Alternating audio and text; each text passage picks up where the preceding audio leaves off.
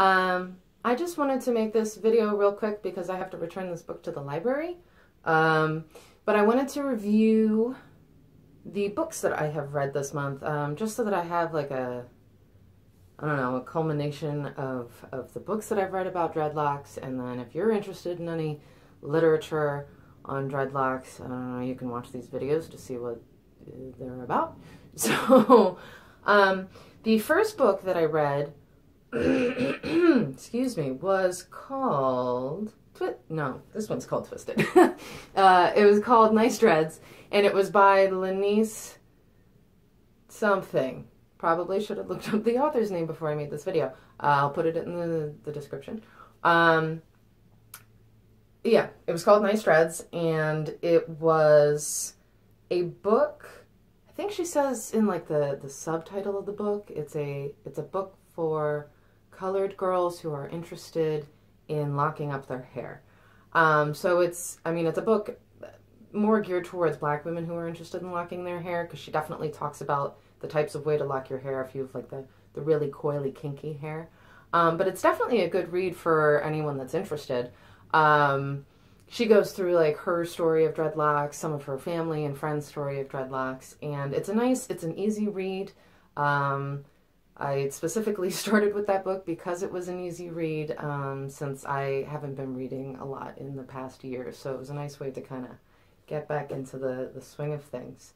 So yeah, I recommend that book if something like that would interest you.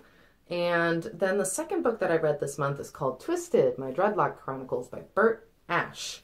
This is Bert Ashe. He has dreadlocks. He didn't get them until much later in life. But he has like a PhD. He's a college professor. Really knows his stuff.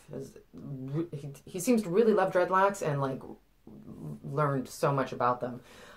So what I really like about this book is that he goes back and forth between like his personal experience and like the history of dreadlocks. And so as far as like the history of dreadlock goes, he, touches upon as far back as like Egyptian culture, like a little bit, Indian culture. He'll talk about dreadlocks within Jamaican culture, and then more modern day, like in America and UK. And then his personal story goes also very far back to years and years before he even had gotten dreadlocks. When he started to want them but didn't know whether he should, and kind of went through that emotional back and forth of like, should I get dreadlocks, should I not? Something which I'm sure a lot of people can relate to. So it was good. There was a lot of interesting information in here. I really like a lot of the history. That was one of the big draws for me getting this book, because I wanted to start learning about like the cultural importance of dreadlocks, and like the historical importance of dreadlocks, and I don't know, I want to learn anything about them. He talks about, I don't know, I'm just trying to think of things that kind of stood out to me, like within Jamaican culture with the Rastafari. He talks about when that began, like dreadlocks wasn't even a part of it to begin with. They were more focused on the hair, like beard hair.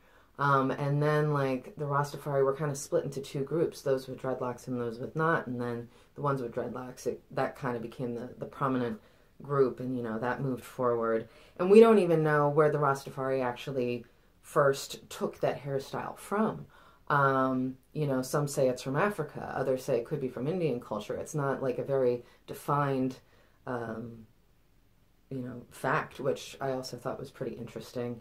And then, he'll talk about Bob Marley in the book, and then he talks about like the movement of dreadlocks to America from Africa, and how there was a newscast, and I remember it was like a violent newscast.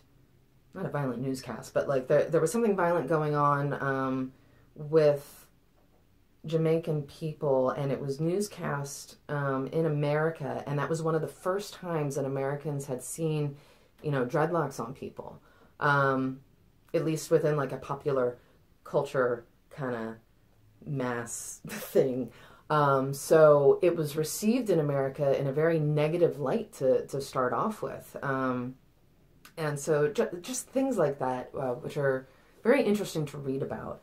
I think I already mentioned he, talks about Bob Marley, which is going to be one of the next books that I read, actually. He talks about Whoopi Goldberg and how she was like a big cultural figure where she was like non-Rastafari, non-reggae, and she like, was this popular cultural figure and really brought dreadlocks to everybody. He talks about, pre-dreadlock golden era, then he talks about the golden era of dreadlocks, and then he talks about how he destroyed the golden age of dreadlocks. He says that he destroyed the movement of dreadlocks. So yeah, it's a very entertaining read.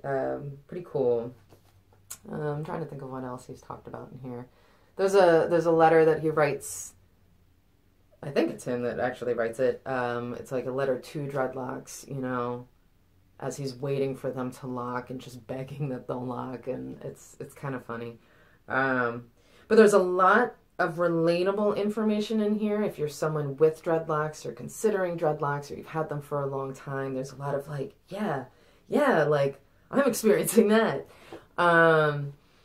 So it's definitely good from that perspective, and it's really good to get some kind of history with it too. And so I'm actually really glad that there's a bibliography in the back, and I'm going to use this as like a jumping off point to find more books and more literature and more information about dreadlocks. And like I said, the next book that I'm going to be reading is actually a book on Bob Marley, who wasn't a direct influence for my dreadlocks per se, but I do really like his music.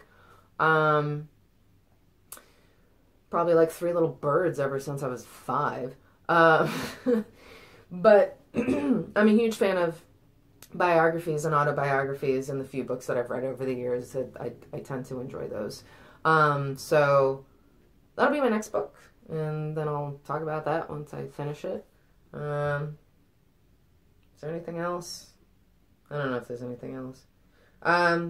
Anyways, if this is a book that sounds like it would interest you, I highly recommend it. So there's that, and now I have to go to the library and return it because I have renewed it too many times. Okay, bye.